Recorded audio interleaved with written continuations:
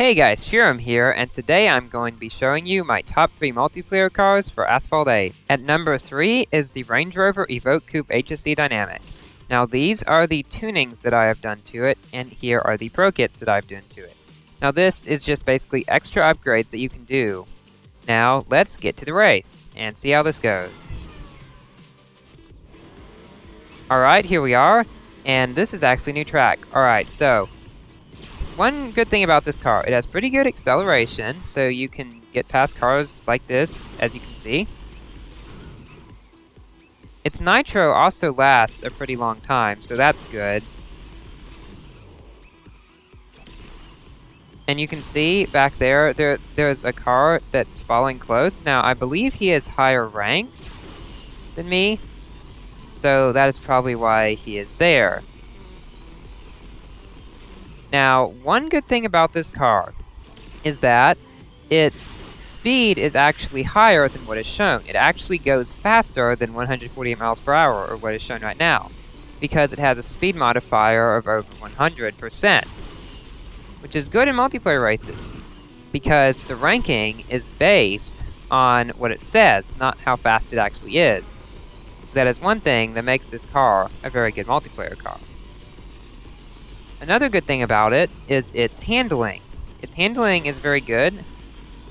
I mean, even in nitro mode is pretty good, but its drifting is extremely good, as you can see. So this race is almost complete. It is just one lap, so it will be finished soon, and you will see the time at the end of it and the time from the other cars too. Now this is kind of strange that an SUV would be put on this list, and I barely made that gap. But it is. It's one of the 3 top cars. Now let's see how we did. Got first. The next person was a higher ranked Dodge Dart. Cool. Well, let's continue. At the number 2 spot is the Renault DeZir. These are the tuning that I've done, and these are the Pro cards that I've done. Now this is a good car for a variety of reasons in multiplayer, as you can see. Well, as you'll be able to tell in it also, its nitro is extremely fast compared to its top speed. Its top speed is low, but look, its acceleration is really good, and then its top speed is low. But that only makes its rank lower. Now, since its nitro mode is very high, it makes up for it, because it's ranked with lower cars that have higher top speed, but very low nitro.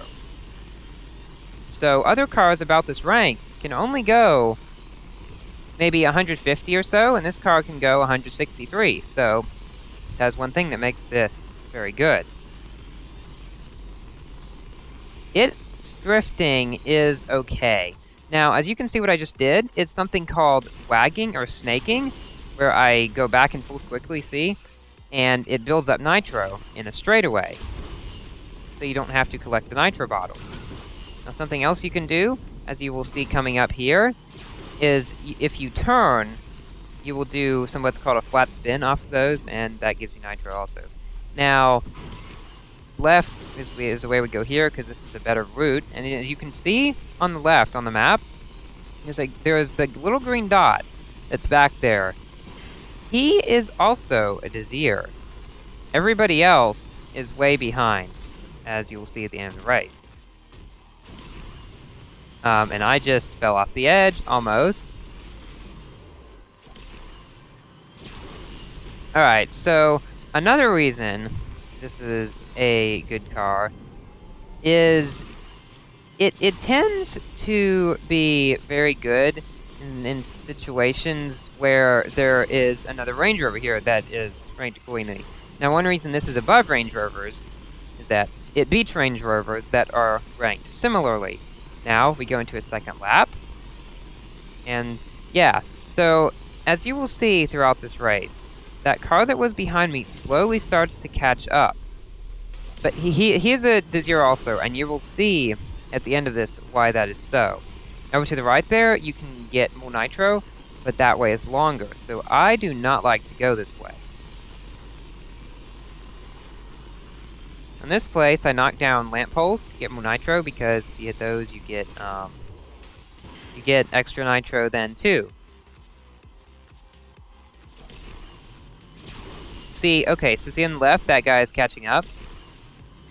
this car has good handling when it is turning without nitro, but with nitro, it's not as good.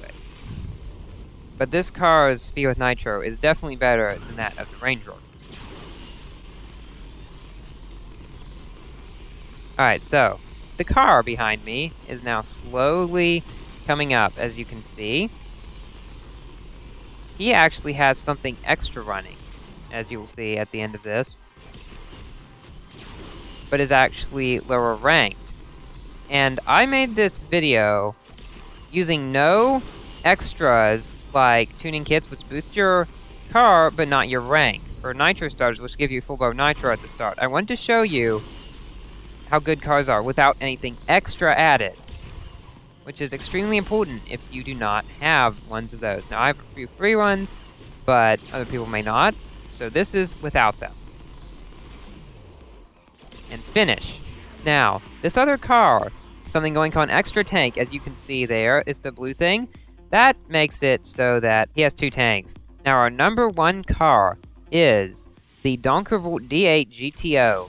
This is the tuning, and these are the Pro Kits.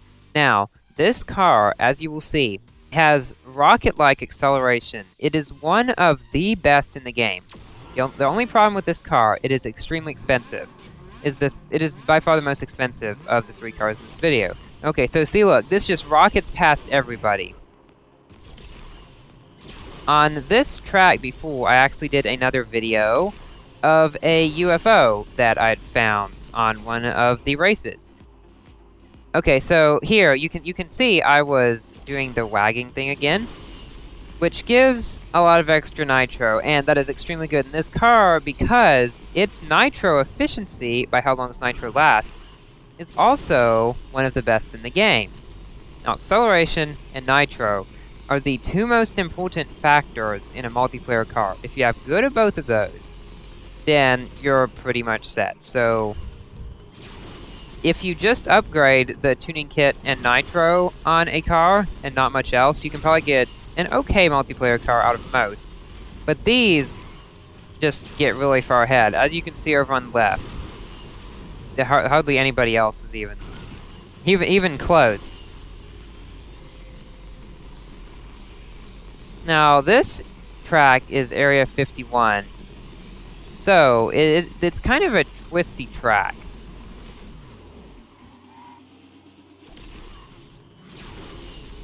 And there's nitro there, that's good. Now, another thing about this track, it has many different ways to go. Now, here we go right, because if we went left, as you can see over on the map, it would be extremely long, and we don't want an extremely long race in this car. Now, actually, in this car, we could probably go all the long ways and still win, because it's that good. Nobody's even close.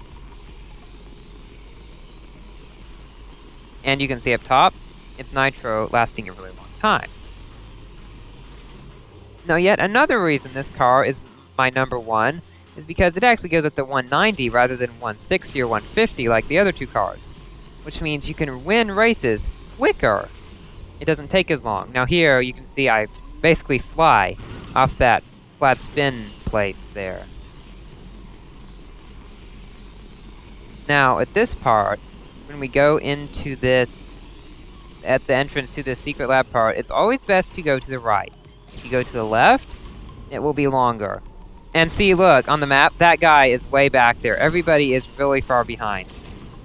If you can afford this car, it's worth it. If only to use in multiplayer, because it's quite expensive to upgrade. But I'm just using it for multiplayer. I don't really use it for much else. I just use it to get my multiplayer race. Now, the funny thing is, and I almost wrecked on that. The funny thing is, in multiplayer, you can get free upgrades. And so I could get free upgrades for this car while using this car in multiplayer to get free upgrades for this car while using this car in multiplayer. Yeah, it's pretty neat. But yeah, now coming up to this part again, where you have to go left or right, and left is really bad. Something else about this track, it has 4 different variants. Now, actually, most of the tracks in here have different variants. But this one has 4 different variants, which are reverse, or just going a different way on the tracks. Alright, finish. Now, I got win 100 multiplayer matches. So, I won 100 multiplayer matches. Now, let's see. Everybody else was higher ranked, and they're still 10 seconds behind. And see what else? I got a free C Nitro upgrade. That's really cool. Well, guys, those are my top 3 cars for multiplayer in Asphalt 8. And I will see you later. Goodbye!